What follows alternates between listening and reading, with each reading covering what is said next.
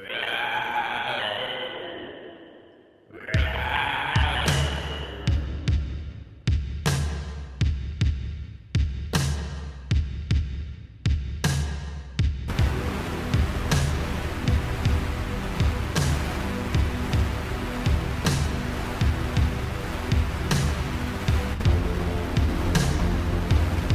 guys, just a quick note from the corrections department in the last episode. I think that I think I said I thought Peter Sarsgaard in the Cell was his earliest film appearance. I was wrong. It was brought to my attention by my twin brother, Jason, who said that Sarsgaard. He asked, "Have you ever seen Boys Don't Cry?" I said, "Oh yeah, he was in that, wasn't he? Very, very memorable turn too." So sorry about that, Peter. I won't let it happen again. And if I do, I'll just bring it to the corrections department. Or they'll bring it to me, and we'll get it straightened out. But this time we got 28 years later. Holy crap! I just came out of the screening room. My God! I mean, this is an adrenaline pumper. What an opening! Finally, someone uses the Teletubbies to perfect use, and leave it to Danny Boyle. I mean, he used some. This is going to be spoiler free, all right? I'm not really spoiling anything when I say that the Teletubbies are used to a perfect degree here. But let me just tell you that for years now, I've thought the Teletubbies could be used to an incredible, artistic degree. And Danny Boyle and Alex Garland, the writer, who wrote the first movie in the series as well.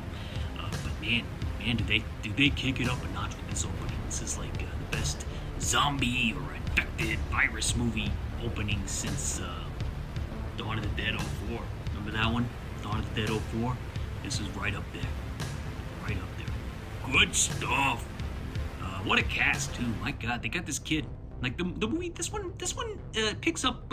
You might have guessed by the title, but it picks up 28 years later, after the virus outbreak of the film. 28 days later, which let's just say I'm going to group those two together. I'm going to review them both right now, because I just watched that one last night, and man, that gets better every time I see it. It looks better too. Like when I first saw it, like I swear it looked like crap. It looked like consumer grade, pick it up at Best Buy video camera. And whatever version they got up on Netflix, I'm going to assume and hope that it's approved by Danny Boyle, because, man, does it look good. Like, it doesn't look like perfect or anything. It's still got that lo-fi energy and quality to certain points of it. But at times, I forgot I was watching some mini DV movies, like some cheap consumer-grade video camera. And I thought I was watching, like, something recent. Like, they really did a good job of upscaling or whatever they did. But more power to him. I think somebody should get on the David Lynch estate, unless they haven't. Maybe they did already, because I heard he was using some AI tools to enhance, upgrade Inland Empire, because the one thing I can never get into that movie because it's so ugly. That consumer grade, early 2000s consumer grade look is just ugly to me. Like, it doesn't appeal to me aesthetically at all. That's why I can't get into Inland Empire, and that's why I always had a kind of a roadblock with 28 Days Later. But whatever version's on Netflix, this 4K transfer remaster is absolutely stunning. I mean, well, not stunning, but it's compared to the first version, it's real nice. Give it a whirl. 28 Days Later. Yeah, 4 thumbs up and a heart for that one. But back to 28 weeks later. Oh God, this is something. It's about a little boy. Yeah, 28 years later, it's about a little boy, and it's like this little quarantine type community. They're not quarantined, but they're like sanctioned off from the outside, kind of like Day of the Dead, in Day of the Dead, where they're in that army bunker. These people are in like a nice bunker of sorts, but it's like an island type of deal, and they're very safe. They're living life. They're eating bacon for breakfast. Maybe it's not an everyday occurrence, but they have access to bacon somehow, and they're living life. And Aaron Taylor Johnson, you may remember from Kick-Ass and Nowhere Boy. We played John Lennon. Remember that one? I like that movie. But in this one, he's got like the beard going, kind of like me, and he's got like the long hair, like late term John Lennon, Beatle John Lennon, like Abbey Road era. Doesn't have the granny glasses though, but he's pretty close. So he's doing older John Lennon in this one, and he's got this little boy named Spike, and he's gonna take him out for a hunt, whatever that means. He's gonna take him out for a hunt, and his wife is convalescing invalid in bed, and she, I guess, needs some special care, and the boy loves her, and the dad tries to take care of her. He loves her, but it's not going too well. But they're gonna go out on a hunt. She disagrees. So there's this big like fortress that they're in, like I said, and it kind of the whole town's cheering him on, like, hey, he's gonna go out for the hunt. I guess this is something that's like a rite of passage. He's a little young. Even the lady who's in charge says he's a little young at 12, the Spike. But he says, Aaron Johnson says he's ready. He's ready to go. So open the doors, and then shenanigans ensue. And they are quite the shenanigans, because some of these scenes are pulse pounding. Did I say that already? Pulse pounding. The scenes where the rage creatures are running, and they're doing that thing, you know.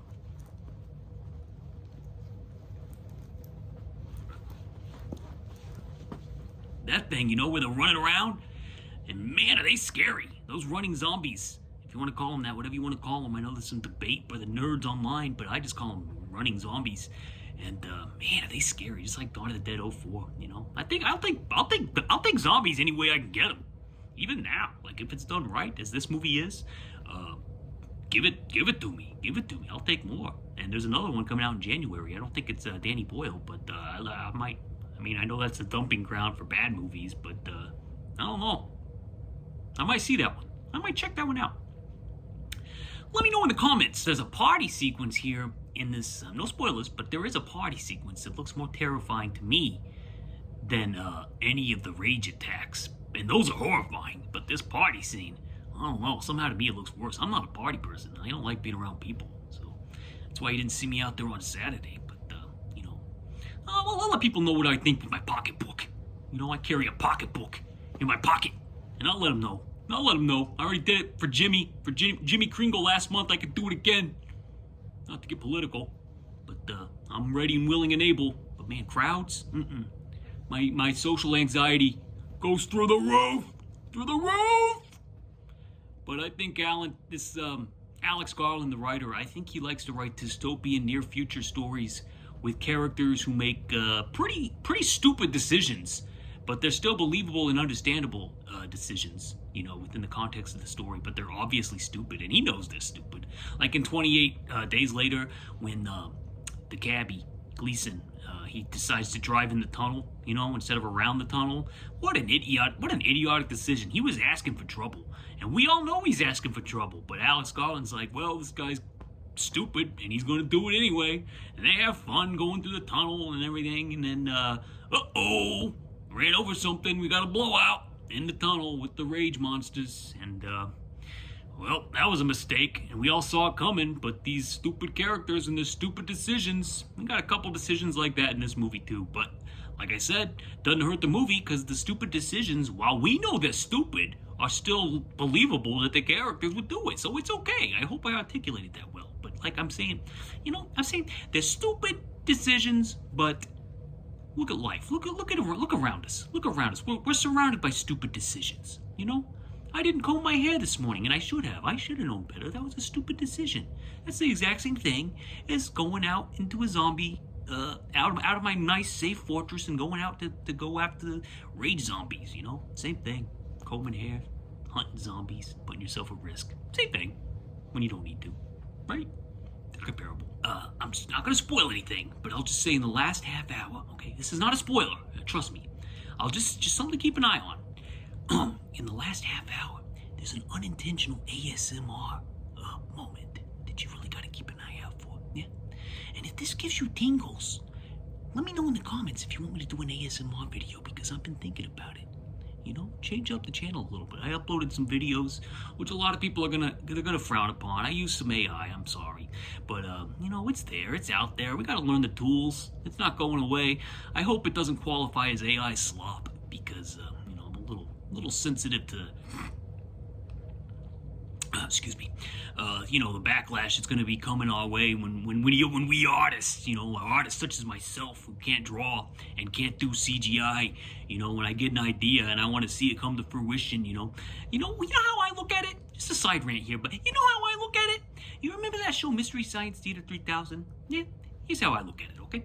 So they watch old movies like educational films, and then they talk over top of it and put words in the characters' mouths and, do little riffs. They're riffing, This is just, to me, it's just another version of that with a different tool, And I know people hate the tool because it's going to destroy society and lead to 28 days, weeks, and years later in the long run, which I don't deny. I don't deny it. I don't do it. But in the meantime, before society crumbles and the dystopia, authoritarian, and fascist future takes over, let's have a little fun. Let's have a little fun with our time. You can sit there and complain about it, or you can embrace it and try to use the tools to how you would prefer them to be done. The tool is there. It's not going away. Let's just have some fun with it. Let's shake hands with danger. So watch them. Check them out. You don't. I don't care. I don't care. I'm in my own. Since COVID, I don't care what you do. Since COVID and since the 2024 election, I don't care what you do with your time, because I'm going to live life the way I want to live it, and you can live it how you want to live it, and we can stay out of each other's faces. Yeah. Okay. 5 thumbs up and a heart for 28 years later. Woo! Man, what a ride. I cannot wait. If there's another one, it's going to be something. Like this. Look, I'm going to tell you, most of the movie, it was at 4, okay? Most of the movie was at 4 thumbs up. But there's something that happens in the last, I don't know, little tiny sliver of the film that kicked it up to 5 thumbs. You'll have to see what it is. If you know, you know. You're either going to go with it or you're not. I thought it was brilliant. Brilliant. So, that's all I'm going to say. That's all I'm going to say. Not to build it up too much, but I gave it 5 thumbs up and a heart. Most people have it at 4 or 3.5 thumbs. Me, Jeremy, personally, in my point of view, I'm pretending like the movie has been out for 10 years already. And if I were to watch this movie after it was 10 years old and I would have seen it, and I would have seen this ending, I'd have been up there at 5 thumbs. So that's what I'm doing, 5 thumbs. People are too precious about the 5 stars and the 5 thumbs. Not old Jeremy, though. I'd give them to anything. I'm not comparing it to Pulp Fiction or Ghostbusters or Taxi Driver or Fast Times at Ridgemont High or Ed Wood. I'm comparing it to all the zombie movies out there. Yeah, they're infected. And I think it's better than, or not better than, but on par with the best of the zombie genres. Yeah. Dawn of the Dead 78 is still the best, though. Not gonna lie. And night. And day. And night again. And Return of the Living Dead, that's one of my favorites. Might get to that one later. Next week. And what else did I watch? Oh yeah, one more movie. I got Are You in the House Alone? It's a 1978 TV movie. I don't, hold on, let me get my notes. Hold on 1 second. It's a 1978 TV movie. And it's about like a young lady who she's got a problem with boys. And you know what's striking about this? This is in the 70s, okay? And they knew everything that we just learned 5 years ago with the Me Too stuff. They already knew it. They already knew that the vast majority of men and society are enablers and creepers and don't believe the victims, right? That's what they knew this in 1978. And then for some reason it got buried. And why? Everybody should have watched this. Are You Alone in the House Alone? I thought it was a horror movie, like a Are You? What was that one? Don't Answer the. What was the one with Carol Kane? I can't remember the name, but He Knows You're Alone. I think it was called. I don't know what it's called. Hider in the House with Gary Busey. No, it's Are You in the House Alone? And what was I saying? Oh yeah, it knew everything. It knew everything. Like, they even have a scene like that kind of, remember in the 80s when they like went on this sexual harassment campaign about sexual harassment in the workplace, and there was that one commercial with the lady at the copy machine and her boss comes up to her and he says, "Come on, be a little more sexy. We're talking about your job here." And then she goes, "No, we're talking about sexual harassment here, and I don't have to take it." You remember that public service announcement? It's a classic. But that's when everybody started to get aware that sexual harassment was a thing, and the different types of things that qualify for sexual harassment. And in this movie, there's a high school teacher, okay? He's a high school photography teacher, and he's got this class, right? And he says, "All right, we're all going to get up here and do some self-portraits." And the first girl he calls on is our main character, our main lady, and she's 17 years old. And he says, "All right, get up there. Give us something sexy." What the fuck? What is he talking about? This is, and she just has to laugh it off like, ha, okay. This is real. This is unbelievable to me. Imagine if somebody did that in this day and age. I'd kick his ass. Get me in there. I'm a peaceful guy. I'm a pacifist. But if I found out that this happened in my hometown, I'd be kicking his ass. My God. And he's not even the bad guy. Jesus Christ. Well, I kind of spoiled something because they kind of set him up like maybe he's the bad guy and maybe something's going to happen later in a dark room, a dark photography room. But, sorry I spoiled this 1978 TV film. He's not the bad guy. And the guy who turns out being the bad guy, I'm just going to say, he's still out there. He's still out. He's an actor that's still working. That's all I meant. I don't mean that he's still out there doing bad things, because he's a good actor and I like him. And the movie he does after this is one of my favorites of the 70s. I'll just say that. It's right down the street, I guess I could say. Anyway, what was I doing? What was I talking about? Oh yeah, are you in the house alone? I always want to say, are you alone in the house? They do a pop cultural discussion in this about 3 Days in the Condor that is relevant to the plot, and I feel like maybe Tarantino got his idea for sprinkling pop culture's conversations from like 1970s TV movies that may have done that more than mainstream theatrical releases. I don't know. Could be just a thing, that I noticed. They must have got the original camera negative for this, because the picture quality that's on MGM Plus is pristine. Like, it's beautiful. Like, it looks like it was shot yesterday, but it takes place in the 70s. Very well done. Whoever restored it doesn't got that 70s grain that I like. I like that too, but when you can clean it up like this and make it more palatable to a modern audience, you're gonna have some fun. It's not a fun movie, but just visually, you're gonna see some crystal clear 70s action. So yeah, sometimes there's a weird subplot that pops up out of nowhere where the dad, loses his job. Just literally just pops up out of nowhere, and he's arguing with the Blythe Danner, the wife. Oh yeah, let me talk about her for a sec. Have you ever seen the movie Love and Molly? Here's what I'll say about Blythe Danner, okay? She's Gwyneth Paltrow's mom, by the way. But 70s Blythe Danner in the movie Love and Molly. If you've never seen it, it's got Anthony Perkins in it too, and he holds a puppy. Norman Bates holds a puppy. I highly recommend it. Not because it's a good movie, but because Blythe Danner seems like the kind of lady that I would want to have a cup of coffee with, Maybe have a little nice quiet cup of coffee. Penny, can you please stop doing that? I just want to say that Blythe Danner is, she's easy on the eyes, that's all I'm going to say. And you know who else is easy on the eyes? The main character's boyfriend in this. He's played by that guy. Remember the movie Caddyshack? That one caddy who's got like the sleeveless, not Michael O'Keefe, but the other guy is like his arch nemesis who's always smoking a cigarette. He's always all sweaty, because he's working so hard being a caddy. Well, that guy is in this, and I recognized him, and this might be the only other thing I've seen him in. But he's in it, and he plays the main character's boyfriend, and that's all I'm going to say. You don't know who the bad guy is. And it's not really a fun movie. It's actually very unpleasant, and it's not really a horror movie either. But I didn't give it a thumb rating because... I just had a hard time figuring out what I should rate this one, because it's not like good, but it's watchable, but it's, I don't know. I would guess it'd be around 2.5, 3, maybe. In the echelon of TV movies, it's not as good as some of the other ones that I've seen, but it's definitely, if you like 70s TV movies, I would recommend checking it out. I'll just give it a recommend. Let's say that. Yeah, okay. That'll do it for the day. So we got 28 years later, 5 thumbs up and a heart from Letterboxd, my Letterboxd account. And 28 days later, I give it 4 thumbs up and a heart. And Are You in the House Alone? The 1978 TV movie Forgotten with Blythe Danner and Dennis Quaid and that guy from Caddyshack. That one gets a recommend. All right, Jeremy spoken. Spooky month is almost over. We're gonna get some heavy hitters coming up here, so don't worry. Some heavy hitters. Godspeed, peace, and love. Stay safe out there.